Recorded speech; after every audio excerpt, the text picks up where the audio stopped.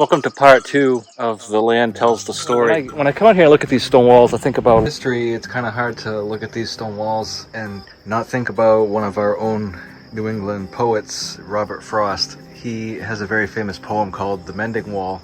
Good fences make good neighbors, and he talks about in the springtime, he walks along his side of the property and he picks up the stones that have fallen off over the course of the winter, and his neighbor's doing the same thing, and they end up meeting each other sometimes. And on the surface, it sounds like, it's just a physical fence, but also when you kind of analyze that a little bit, you think about the fences, and he's really talking about boundaries.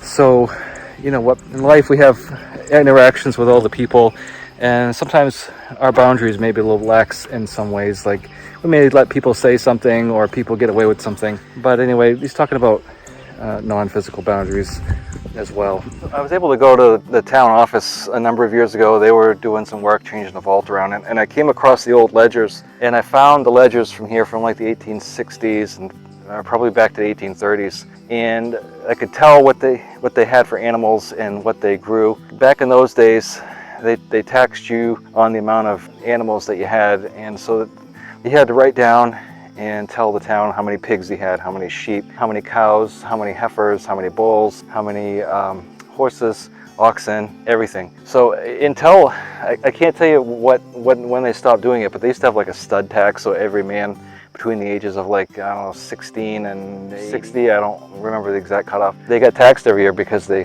called it a stud tax. Pianos were taxed, still taxed cars, but tractors were taxed, so most people try to get away with one tractor if they could. So they knew that you could tell somebody was a rich farmer if they had two tractors back then. But anyway, so this guy here, he mostly farmed with oxen, and that was probably pretty much the case with everybody because horses were expensive. Oxen were really sturdy, and they weren't very fast, but they ate pretty much everything. They weren't finicky like horses were, and worst case, you can always eat them. And I know some people eat horse, but I don't think many people found that very palatable even back then. So he did have two horses, but I believe those were either saddle horses or for the Sunday surrey, because I did find some really old wagon wheels, some big wagon wheels off from a big farm wagon. There's the stone boat. There's just a lot of pieces here and there of things that I've turned up, so I can kind of weigh in and figure what was going on here.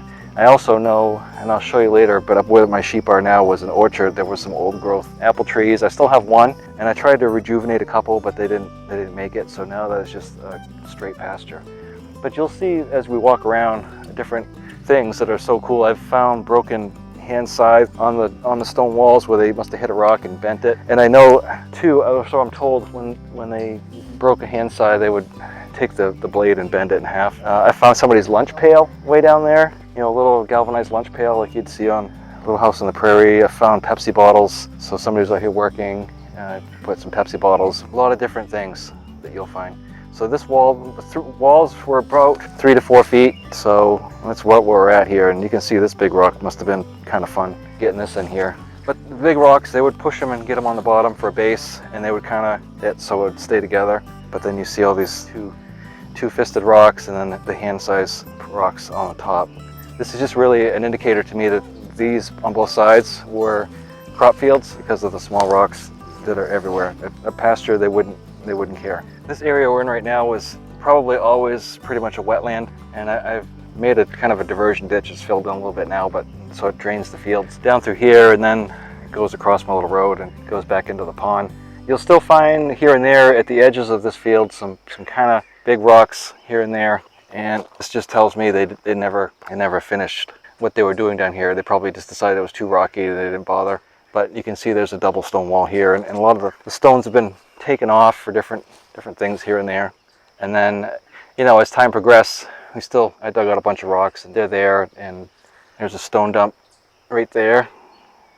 So there was a lady that lived here, and when her father died, Cyrus, which was Simon's son, her name was Myra, and she kept a journal, which is at University of New England. And so I've been able to look at some of the stuff. So I also know that they, like probably everybody else here, made maple syrup. And this is a really good stand of maple trees. So it's also possible that this was just kept as a maple grove or a maple orchard, as some people like to call it up here. So there's a lot of pretty good size Maple still. You can see the double trunks back there, big trees. And of course on the stone walls. So there's not a lot of really big maple trees left. When they came through and harvested it, they took out some of the ones that didn't look too healthy anymore. So a lot of these trees are 50 years, 75 years old, maybe 100 at the most. But the real old growth maple trees aren't here. So this was pretty well grown over when I moved here. It had a lot of scrub, what I call pasture pines, or field pines had grown in. But over the course of time, I have replanted this with pastures, seeds, and flowers. So you get some crimson clover here, you get timothy, orchard grass, you get different kinds of flowers. There's a lot of daisies, a lot of crimson clover. There's some white clover on the bottom, black-eyed Susans. I just think it really makes it look kind of pretty when you see it. And we do have quite a bit of wildlife here. Even though southern Maine is still getting pretty well developed, there's still a lot of land here in conservation. There's thousands of acres abutting my farm. And so there's bear, moose, fishers, woodchucks, porcupines, skunks. I've seen moose out here. And so once again, you got these little rocks all on the stone wall. So I don't think they picked this part right here. They didn't pick this area right here, but the other side was picked. So it tells me they probably were either in the process of clearing it, or they just didn't bother. So, it's a lot of labor building these stone walls, and they figured at some point there was like 240,000 miles of stone walls in New England. And the stone walls kind of go from central Maine down to the coast, and then west out to New Hampshire and Vermont. So most of New Hampshire, except for the very northern part, has a lot of stone walls. Vermont mostly, a little bit into New York, and down western Massachusetts. And so there's still some in eastern Massachusetts, but this is so built up in city that a lot of those stone walls have been removed for one reason or another. Rhode Island, Connecticut, you'll still see them down there. And you might see some down as far as New Jersey, and of course Pennsylvania is known for quite a few of them. So these stone walls, the reason they built them was because, well, first of all, they were piles, like I said, because they were just clearing their fields off. But also, there wasn't any woods. Farmers would rather build a rail fence or a wooden fence any day because they can throw it up so fast, comparatively speaking. But there were no trees. Maine was about 80% deforested by the 1860s. So if you figure, the average farmer was burning 30 cord of wood a year, and that was because they didn't have anything else to cook with, so they were cooking with the wood stove, just went all the time with the fireplace. So 30 cord. So when they weren't doing other farming stuff, they were chopping wood. And after the Revolution, there was a baby boom, so that was good. That made a lot of extra hands to move rocks. Got some vetch out here, a lot of ferns. There's a few weeds around the corner, but I bush hog those. And I try to get those bush hogged before they go to seed. I don't want them rejuvenating themselves. So off the topic a little bit, so these pastures, like over here, the cows and sheep have been on it, and they, like Joel Salatin says, they ate all the ice cream and they didn't eat their vegetables. So I keep them on it as long as I can and kind of force them to eat as much of it as I can. And then I go through and mow it, put the clippings in the compost, and the compost gets hot enough so it ruins the weed seeds. But you want to mow it because all the nice grass here that I've worked so hard to establish will be ruined if I let the weeds come back. So this is a really nice field, and I'm really happy with it. There's some ass-light clover, orchard grass. There's a little bit of forage. So the Whitetail Institute has different things for food plots. I was like, you know what? I'll try that for pasture. So I've put some of that out here, and of course the deer like it, but the cows like it too, and so do the sheep. And one thing that's kind of funny is they have these turnips, and they're sweeter because they're for the deer food plot. But I put them in my garden, and it's probably the best turnips I've ever had in my life. So anyway, I'll put the cows out here next. They're going to go down here first in that field right there. So they'll go out there today, and then they'll come out here and eat everything they can. But I really am happy with this field. I think it turned out really, really nicely. And this has just been a lot of work. This has been years and years of mowing it and reseeding it and kind of filling in some low spots. So I did mostly what they call the mow method, which means you just keep mow, and eventually the stuff you want will come in. But I've helped it some. I put a lot of manure on it. I've put the animals on it, and then I've bought, like I said, tons of pasture seed and tilled up a little bit of it and put it in, and it does kind of creep a little bit. So you got some nice feed out here now. It looks really good. So I'm really happy with that. So you got some big rocks out here, and you know, they would have just plowed around them. But this is Maine. That's pretty much expected. I haven't seen too many fields that don't have a rock in there somewhere. So we'll keep going.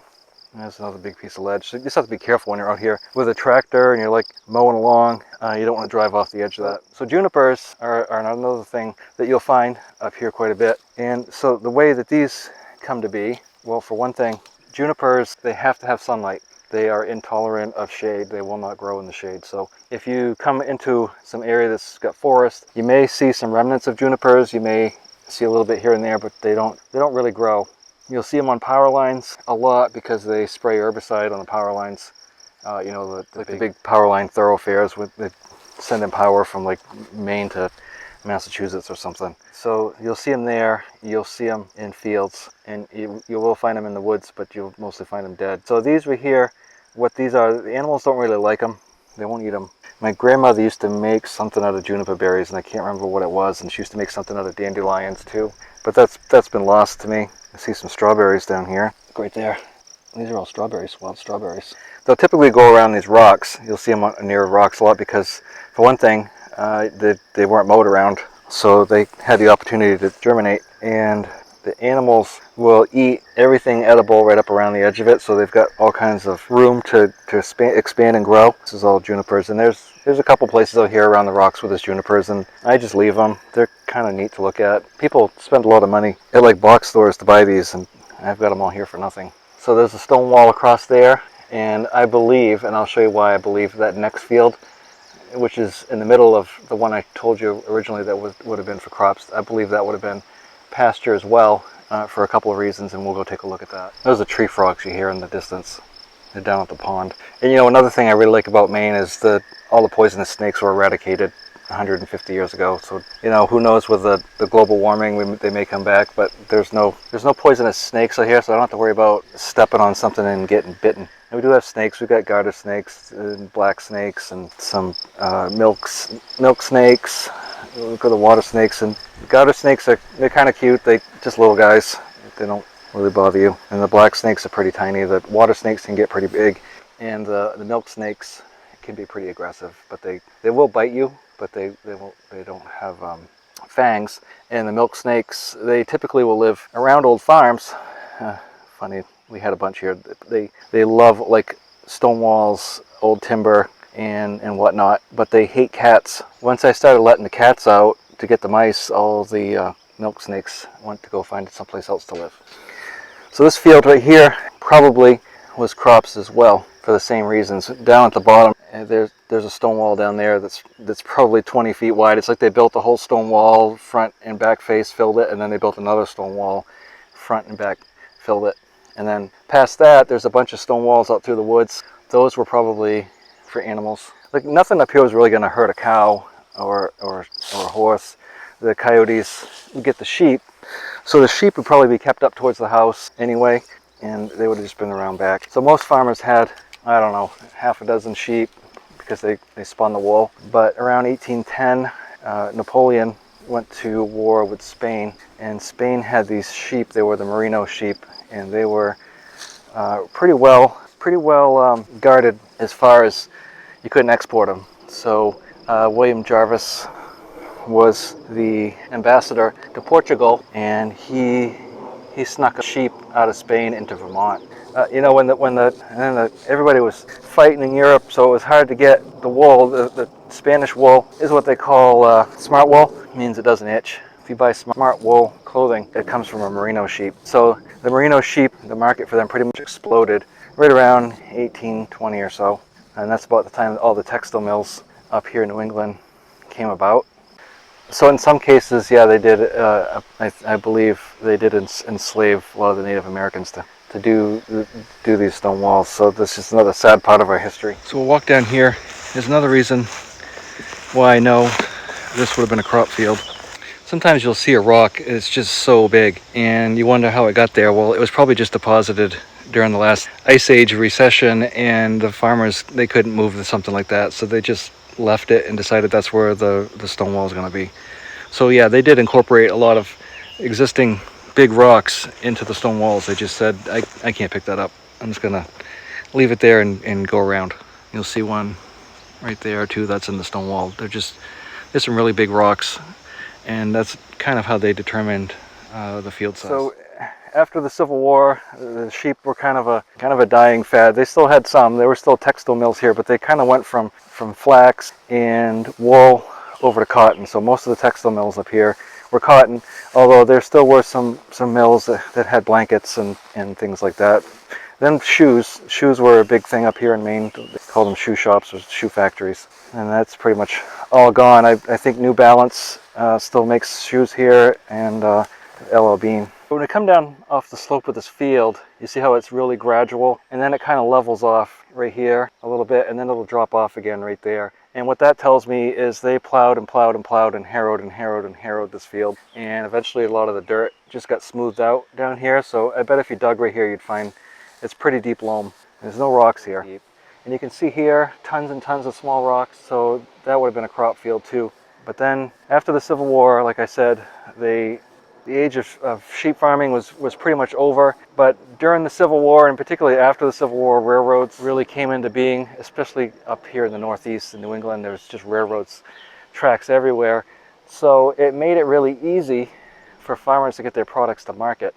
And so that's when you started seeing a lot of apples and dairy. So dairy farmers that were previously sheep farmers, previously self-subsistence farmers, because everybody was basically a self-subsistence farmer, during the War of 1812. They cleared some land and they pretty much lived off it, and they might have had a little bit to sell, but mostly, money was tight, and there was a lot of uproar. Especially General Henry Knox. He was a general in the Revolution, and he got a lot of land. So he started giving out land to people to settle, particularly in the mid-central region of Maine. So people were settling on it. But then, when the tax collector came, they started, putting coffins on doorsteps and threatening violence. I don't think there was a lot of violence, but there was a lot of threats. Because the people were misunderstanding. They thought they were going to get the land for nothing, but they didn't. They had to pay taxes on it, so there was that. But anyway, subsistence farmers went over to sheep farmers, and they called it the sheep fever, is what it was named. And then after the Civil War, dairy, because the whole country was opened up by rails, Continental Railroad and everything else. So dairy farmers up here in New England, Wisconsin, Pennsylvania were really predominant source of farming, and they would just put their milk in cans and take it to the train station, and it would go. So ice would have been harvested down here at the lake. Most farms had an ice house, and a lot of people had ice houses, but farms had big ones. So they would go out and cut the ice, and I had some tools here from back when they would chop the ice off to the lake and pack some sawdust, because pretty much everybody had a sawmill pretty close to them, so sawdust was an easy byproduct to get a hold of. Pack some sawdust, more ice, and then, as the 20th century progressed, before refrigeration still, the ice truck would show up and people would get a block of ice and put it in their ice box, which was just like a little refrigerator, and then that would melt, and then next week they'd get another block of ice. My mother told me, like back in the 30s, the ice truck would come and he'd have some ice chips, and all the kids would gather around the ice truck to get ice chips. So that was like the summer treat, was to get ice chips off the ice. So at the height of it, there was about 249 or 250,000 miles of stone walls, and I think that would go around the equator like 6 times, I think, to the moon. So it's almost like a wonder of the world, these New England stone walls. So like I said, they started out just as rock dumps, and then they became a necessity to keep the animals out of the croplands. And every town had a town pound, which was usually a 6-foot tall rock structure with a gate on it, and that was where all the loose animals would be collected and shunted in. And then if you wanted your animals back, you had to go to the pound and pay a fee and get your cow. Just walking through my pastures, you see different types of vegetation, and you'll see like some milkweed, so the cows won't eat that. And then over here you see thistle. It's thistle, and this is really, thistly. So this will propagate and we'll get big red flowers on it, but it's all spiky on the ends and the stem. So the animals will eat all around it, and leave it, and then this will just kind of take over. You'll find some lambs here around, a lot of milkweed. So this field's ready to be mowed. I don't want these thistles to flower. But the cows will hang out under this tree, and a lot of times you can tell, like this tree is like a single tree here in this field. There's not another tree until you get over there. This tree's been here a long, long time. It looks like 2 trees, maybe 3. I'm pretty sure there's 3 trees here. You can see 3 different trunks. They're all kind of hooked together, so the roots are all intertwined. And you can see up here, I'll show you that the branches have connected. This maple right here has been here a long time, and this would have just been left in the middle of the field. So at some point this would have been pasture, and they left the tree there for the animals to have shade. I do have 1 elm left down there. The Dutch elm got most of them, but I still have 1. But mostly these trees around the edge are maples. All the other stuff was cut out. And you can see how flat this is up here. So this probably, they would have harrowed this, these big rocks down there. And it's so rolling. This field over here, I'm sure, was one that was just left as pasture. There's a rock dump just out of sight. It's a big one. And then here, this is kind of interesting. And I haven't quite figured out what to make of it. I don't know what the cows have been hanging out up here in the shade. This is where they've been bedded down. So they built a stone wall here. You know, a pretty nice one.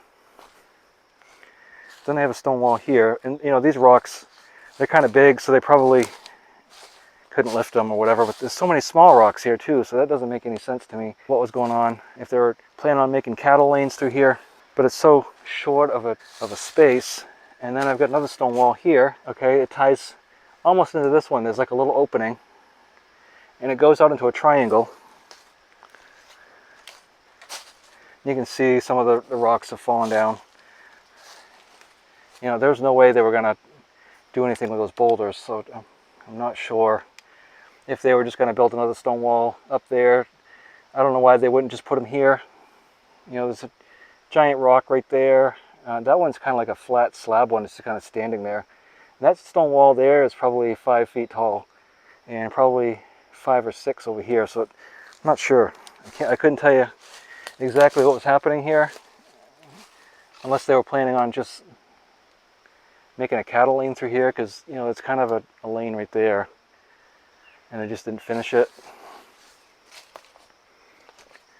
And there's like a cliff right here that the stone wall kind of goes around, and then it just peters out into nothing. So it's really interesting, and it's unfortunate, you know, over time the freezing and thawing, all these rocks have fallen down, and you know some of these are pretty nice looking. They took some time, but they built this face wall here and built a face wall there and just filled it, and then there's a giant rock here, so they just determined this is where the wall's going. And you can see this cliff just goes all along. And that's about 10 feet tall over there. It's quite a drop. So the stone wall comes over here and hits a corner, and you can see the breadth of this stone wall right here, how wide it is, especially right there. So, and these are all these small rocks, like I told you. And there's an opening here. Now a lot of these openings were made later on. Like I said, I've made 3 or 4 for gates myself. So you can just see here where they plowed and harrowed around to kind of flatten this out. So then after World War II, mechanized equipment was pretty much a must-have if you were going to be a farmer. So they would have needed more room. They could have had more cows and more land. So a lot of the stone walls disappeared around then, because what they would do is they would just be like, okay, I got this field here. I want this field and that field to all be one big field. So they would just come in with a bulldozer or whatever and just take all these rocks out and sell them for projects, or just dump a big pile down there or bury them. Some pastures are just cleared fields, and then they dug a hole and put all the stumps in, so they're always settling. But they're down to, I don't know, 150,000 or so miles of stone walls left in New England now. But I know most of it is development projects, and then just, you know, farmers making their fields bigger, which is just a sign of progress. So I'll come back out here today and cut this all down. I don't want any of this rejuvenating itself. Well, and so it's been in the high 90s today, which is kind of unusual for this time of year, but it's been kind of kind of good because we didn't get the rain lately that we did last year, so we've been able to get haying done. So when you look at the stone wall here, you can see it kind of makes a beeline right up towards the back of the barn, and that's actually the third barn that was on the place. The first one, I believe, is on the back of the house, and you can tell it was torn down and rebuilt from something else by the notches. And also, it has purlins and the big rafters instead of a bunch of rafters. So that's called an English barn. This is a New England barn. And the difference is with the English barns, on the broadside is where the doors are, whereas the New England barns, they're on the gable. And so there's two reasons why we have that up here. And one is because, well, the snow comes off the sides and it blocks the doors. But also, more importantly, when you add on your barn with an English barn, you've got the alley where it is, and then you add on the barn to either end. So let's just look at our sugar house here for a second, and we'll just pretend that the door here is a barn, and I add on that end, and add on that end. Well, now everything's further away from that main alley where I bring in a machinery or a wagon or whatever. So here in Maine, in New England, we added on to the ends and just put more and more vents or bays, and then you still have the center alley in the same place. So if you have cows on both sides of the alley, you can drive through with a feed wagon or a manure spreader or what have you, and it just made it a lot easier to access that. So you'll see a lot of different styles barns. You'll see some gable barns, you'll see some gambrels, you'll see round gables, and some places they have like some of those octagonal barns up here, but they're really few and far between. In fact, the majority of the barns you'll find up here in Maine will look like that one, and that's what you'll find more in the country. But more in the developed areas like Falmouth, Portland area, you'll find those old English barns still around. People use for garages and stuff, because the dairy barns, those were all up the country by then. So I could really feel the temperature changing, and I want to get out of here. But the wind feels nice. It's a nice breeze.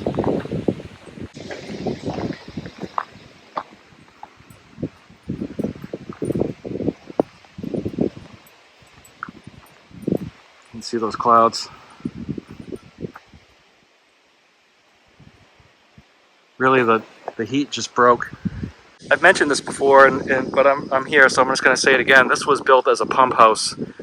There's an iron pipe buried all the way down to right to the left of that tree right there, and there was a dug well that I filled in, and so the pipe went from there to here, and then it went from here to the barn and up to the house. There's a big tank in the basement still where they'd hand pump it upstairs. But this had a hit and miss international engine in it when my family lived here. I'm a McCormick, and so they'd open this right here, and there was a pulley on the motor, and so they just disconnect the part that went to the pump and run the belt out here. And I still have the arbor up there for the saw rig, but there was a big cordwood saw that sat right here, and so they'd saw up all that cordwood with that gasoline international engine. So one of these days when I get up in the barn, I'll show you that cordwood saw. And there's the log scoot and the stone boat and all that stuff are still under the barn. They're just kind of hard to get to. They're kind of tucked up out of the way. So I'm gonna get this gate open. Come on, cows.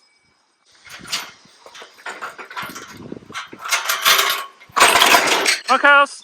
Come on. They'll come down in a minute when they realize what they're missing. Come on. You coming? Supper time? Not you. You guys will get stomped. Come on. Let's go.